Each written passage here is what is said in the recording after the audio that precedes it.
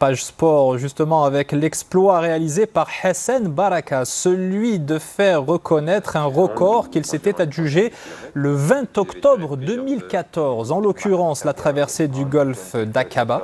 Il avait parcouru ses 28,11 km en 8h30, une épreuve qui s'inscrivait dans le cadre de son challenge consistant à relier à la nage les 5 continents. Il lui aura donc fallu 7 ans pour obtenir le précieux document qui atteste de sa performance, un certificat qu'il vient nous présenter.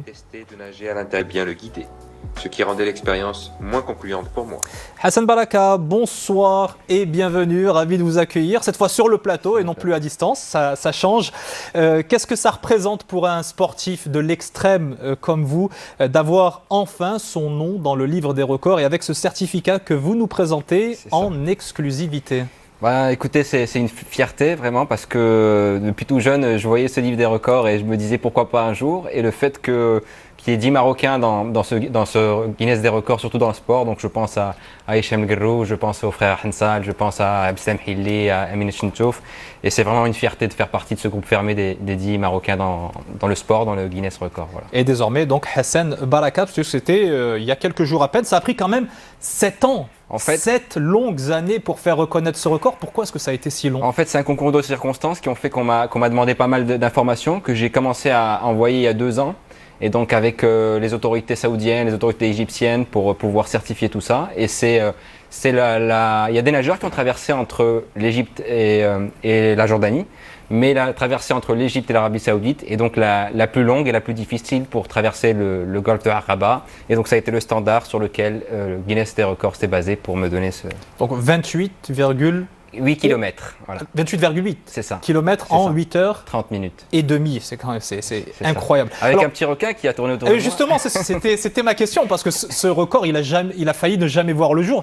Racontez-nous cette rencontre absolument incroyable. Bah, elle a duré une quinzaine de minutes, mais moi sur le moment, j'ai pas voulu regarder l'ombre qui était à ma gauche parce que on va dire la peur paralyse le corps. Donc tout ce que j'ai fait, c'est faire confiance à mon équipe. Il y avait quand même 5 bateaux des gardes-côtes saoudiens, il y avait 50 personnes autour de moi, il y avait un shark shield, un émetteur d'ondes pour faire fuir le requin.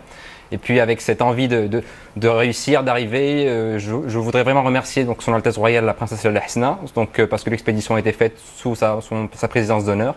Et donc le fait d'avoir ça en tête, de faire ce record pour la protection de l'environnement, c'est quelque chose qui m'a poussé à aller au bout malgré la peur du requin. Malgré le requin qui rôdait quand même un quart d'heure, ça peut paraître assez interminable, assez long quand même de nager comme ça dans ces conditions. Oui, c'était à quel moment de la course? C'était au moment où les bateaux égyptiens ont dû faire demi-tour parce qu'on pouvait pas, ils pouvaient pas passer de l'autre côté et les bateaux saoudiens ont pris le relais avec l'équipage. Et moi je me suis retrouvé tout seul à ce moment-là après 4 heures. Il me restait encore 4h30 et j'ai nagé 4h30.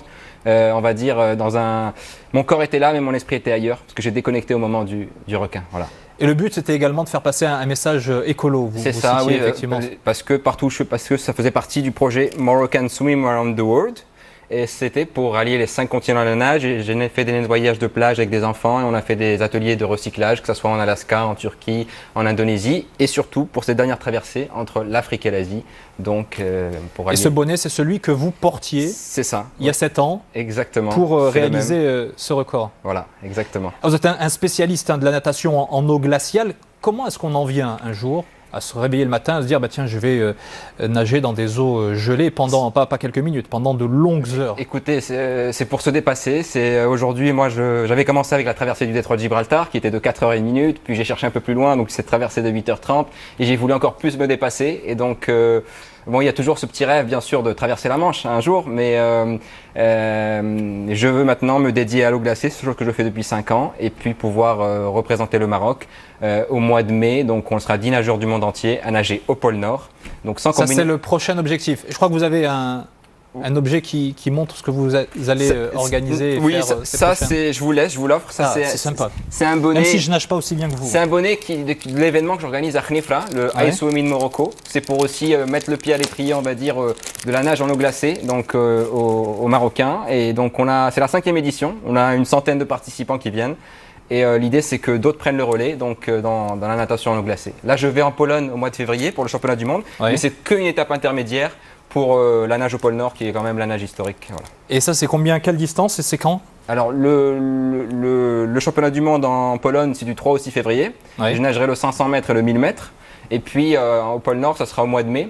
Et on espère pouvoir nager entre 1000 et 1600 mètres, qui est 1609 mètres, qui est le mile, qui est le maximum autorisé pour des raisons de sécurité, de sécurité. on l'imagine. Voilà. Merci infiniment, Hassan Baraka. De toute façon, on continue à vous suivre au gré de vos exploits plus surprenants les uns que les autres. Merci beaucoup. Je compte sur vous pour mettre les bonnets. Hein, et Je nager un petit vais peu. avoir l'air bien ridicule, mais je le mettrai. Promis, je vous envoie la photo. Merci.